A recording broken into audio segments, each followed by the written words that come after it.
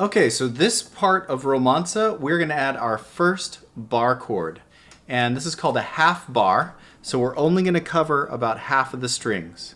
And you've probably been taught over and over again, most likely by me, that you should have your fingers curved while you press down the frets on the left hand. But when we do a bar, we really flatten our first finger a lot, right? So it needs to be totally flat or sometimes even bent backwards at the knuckle a little bit. You can see how mine actually bends back when I do a shorter bar. The more it does, the more of a bar, the more strings that you cover, the flatter your finger has to be. But if you're back to with just a couple of strings, sometimes you actually end up arching backwards a little bit with that knuckle too. So if your finger's doing that because that first knuckle's a little bit flexible, that's totally fine to do. It's actually really useful later for hinge bars and things. So the plan is to go from 12, 10, 8, which we got to in our last video. Pinky on 8. And then we're going to lay down the bar. But before we do that, we're actually just going to try getting 2 strings at the 5th fret covered with just our index finger. So a 2-string bar. And just take your thumb and make sure both of those are working. Sometimes I teach my students this 80s tune that's kind of fun to do with a 2-string bar. You can do 2 strings, the first 2 strings barred with your index, and you can play 8 4 times, then 6 twice, 3 twice, and then back to 6. You might recognize this from an 80s tune.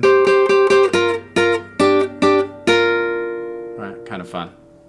So that's a kind of nice way to warm up your bar with just 2 strings. And then for our song, the first one we need is called a half bar because we're covering half the strings. So now we're going to try that at 5th fret and play all the notes. And make sure they all work, make sure they're all ringing. If one's a little bit weak, like that maybe, that's okay. As your hand gets stronger and more flexible, it'll come. Don't not practice this just because one note doesn't work, right? Just kind of power through and expect over time for it to work better and better.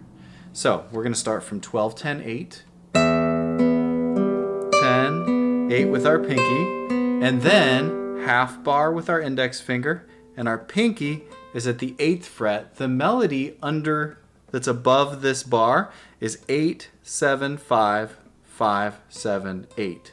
So that means while I hold this half bar, I'm going to play an 8th fret on the first string with my pinky, and then a 7th fret with my ring finger. And then I'm going to let go so that I get a 5th fret from the bar itself, and then I have another 5th fret, then a 7th fret, and then an 8th fret. So it kind of walks down 8, 7, 5, and then it walks back up 5, 7, 8, back the way it came. And then the last little change in this section is that we play our thumb on the 5th string instead of the 6th string for both bass notes. So we have 2 groups here, 8, 7, 5, a group of 3 notes, and then 5, 7, 8, another group of 3 notes. Both of those groups need to start with a 5th string open. So we go down 8, 12, 10, 8 with our pinky. We set up our bar, half bar with our index finger, and our pinky stays at 8. But our thumb also moves to the 5th string. And then we play our arpeggio P and A, M, I. So P and A, M, I, while our pinky holds 8. And then it's 7th fret, then 5th. And then for the next 5th fret, we get a bass note again. Back to 7, back to 8. So our new material is pretty challenging. And it goes 12, 10, 8 with our pinky.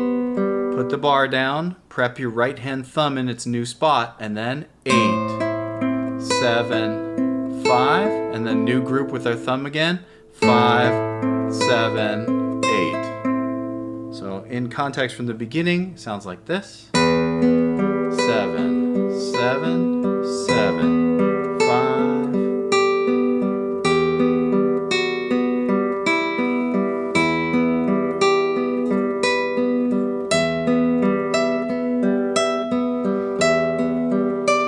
Pinky on 8, set up.